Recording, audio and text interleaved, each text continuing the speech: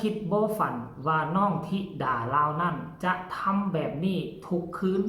หลังจากที่พระพันปีหลวงสิ้นพระชนลงไปทักทายสวัสดี FC แฟนคลับทุกท่านที่เคารพและนับถือเป็นอย่างสูง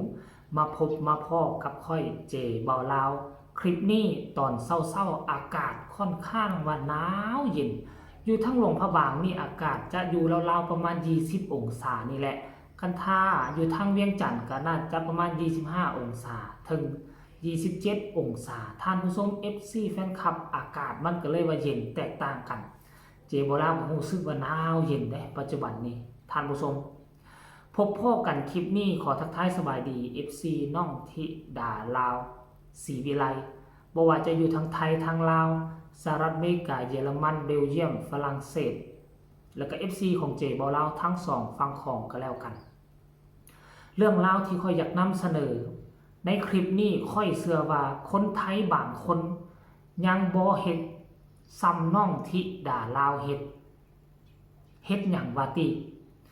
มื้อคืนนี้ก่อนนอนพอผู้ศรีวิไลได้ไปถ่ายคลิปสั้นๆแต่มันแฝงไปด้วยความจริงใจและก็มีความหมาย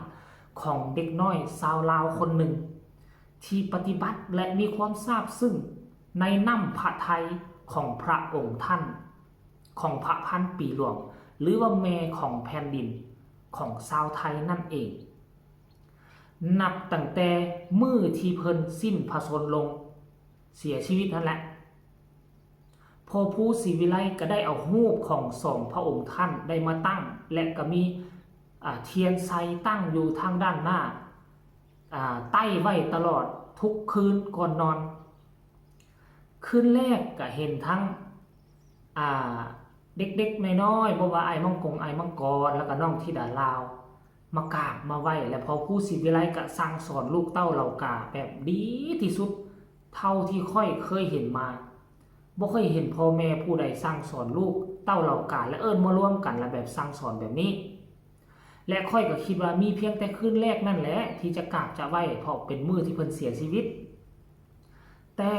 ที่ไหนได้ท่านผู้ชม FC แฟนคลับมื้อคืนนี้ก่อนนอนน้องธิดาลาวก็เฮ็ดอีกแล้วโดยค่ำคืนนี้บ่มีเด็กๆรุ่นเดียวกันมีแต่น้องธิดาลาวและก็เชื่อว่าคนนั้นน่าจะเป็นแม่เพิ่งมาในค่ำคืนนี้สอนลงลึกอีกตื่มการกราบการไหว้เฮาต้องนั่งคันภาษาลาวๆก็ว่านั่งพับเพียบแล้วก็ก้มลงกราบปกติอันลาวของพวกเฮาก็ยุคใหม่แล้วก็จะคุเข่าผู้หญิงก็จะนั่งพับเพียบขึ้นไปวัดไปว่านะแต่ว่าการกราบของธิดาลาวก็แม่เพิ่งไม่ค่ำคืนนี้ก็รู้สึกว่าแปลกหูแปลกตาสำหรับคนอยู่ทางฝั่งลาวแต่ว่าคนอยู่ทางฝั่งไทยก็จะเห็นว่าเป็นเรื่องราวที่ปกติของเขาเจ้าอยู่แล้วท่านผู้ชม FC แฟนคลับค่อยเชื่อว่านะคนไทยบางคนยังบ่เคารพนับถือพระองค์ท่านซ้ำกับน้องธิดาลาวซ้ำนะโดยการที่กราบทุกคืนกราบทุกวันนับตั้งแต่มื้อเพิ่นเสียชีวิตและค่อยเชื่อว่านางจะกราบจนฮอดมื้อทรงสการพุ่นแหละท่านผู้ชม FC แฟนคลับเอ้ยเห็นแบบนี้แล้วค่อยก็รู้สึกดีอกดีใจคันถ้าบ่มีพ่อผู้ศรีวิไลกับแม่เพิ่งน้องก็คงจะบ่เป็นแบบนี้ก็จะเป็นเด็กน้อยปกโลกเปกเลขธรรมดาทั่วไปแต่ว่ามีพ่อที่ดีมีแม่ที่สั่งสอนดีเขาเอิ้นว่ามีพ่อแม่ดีลูกก็ดีเขาเอิ้นว่าลูกไม่ล้นบ่ไก่ต้นพ่อเป็นแนวใดแม่เป็นแนวใดลูกก็ได้เสื้อพ่อเสื้อแม่นั้นเป็นพ่อแม่บะเลเซเมา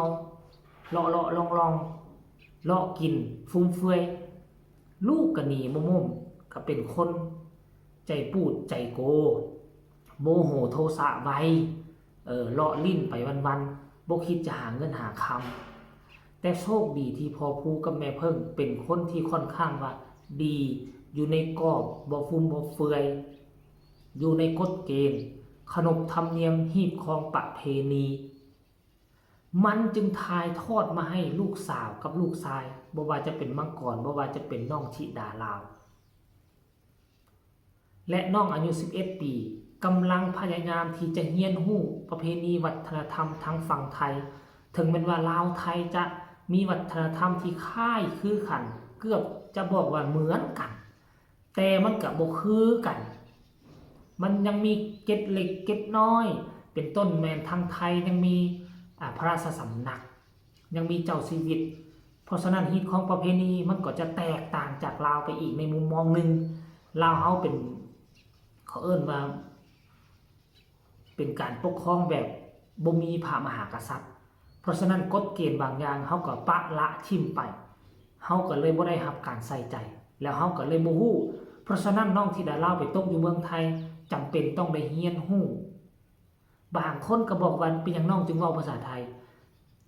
เพลงที่น้องต้องห้องมันเป็นสำเนียงมันเป็นศัพท์ของภาษาไทยถ้าน้องบ่เรียนเว้าให้มันคล่องการที่น้องจะไปห้องเพลงออกเสียงเป็นภาษาไทยมันก็จะยากสำหรับน้องเวลาเข้าห้องอัดมันก็จะอัดยากมันจะไปห้องเพลงยากเพราะฉะนั้นมันมีความจำเป็นอย่างยิ่งจะต้องฝึกฝนรอลองอักขระภาษาไทยอันนี้ฝากไว้ให้คนลาวฝากไว้ให้คิดคนลาวบางคนที่ตอนน้องไปอยู่ใหม่ๆกำลังมีกระแสโด่งดังเป็นอย่างต้องเว้าภาษาไทยเป็นอย่างต้องเรียนภาษาไทยขายซากหรือบ่ว่าซั่นเป็นอย่างคือบ่เว้าภาษาลาวการที่เรียนรู้ภาษาอื่นนั่นมันคือความสามารถล้วนๆนั่นมันเป็นผลดีต่อคนคนหนึ่งบาดคนเฮาน่ะเรียนภาษาเวียดบ่มีไผว่าภาษาจีนบ่มีไผเว้าภาษาอังกฤษบอกว่าเก่งคันได้ภาษา 3-4 ภาษานี้แต่บัดไปเว้าภาษาไทยบอกว่าขายซากกลุ่มคนลาวเหล่านั้นก็คงจะเป็นพวกหัวเตาล้านปีพวกเฒ่าพวกแก่พวกดึกดำบรรพ์ตั้งแต่ 2-3 ล้านปีพุ่นละท่านผู้ชม FC แฟนคลับการที่เรียนรู้ภาษาและวัฒนธรรมของชาติอื่นมันบ่แม่นว่าสิ่งที่เลวร้ายมันเป็นผลดีเป็นสิ่งที่ดีฮู้เขาฮู้เฮามันดีที่สุดแล้วเอาท่านผู้ชม FC แฟนคลับเจบ่เล่าก็ขอฝากฟังเอาไว้ซ้ำนี้ตอนเช้าๆก็แล้วกันฝากทุกคนกดไลค์กดแชร์กดติดตามให้แน่เพื่อจะบ่พลาดในคลิปต่อไปธิดาลาวเดินทางมาถึงแล้วล่ะขอให้เจริญรุ่งเรืองเนาะถ้ามีจิตใจบริสุทธิ์พุทธพองต่อพระมหากษัตริย์ไทยมันก็จะมีสิ่งดีๆหลั่งไหลเข้ามาในชีวิตนั่นเองสำหรับคลิปนี้สบายดี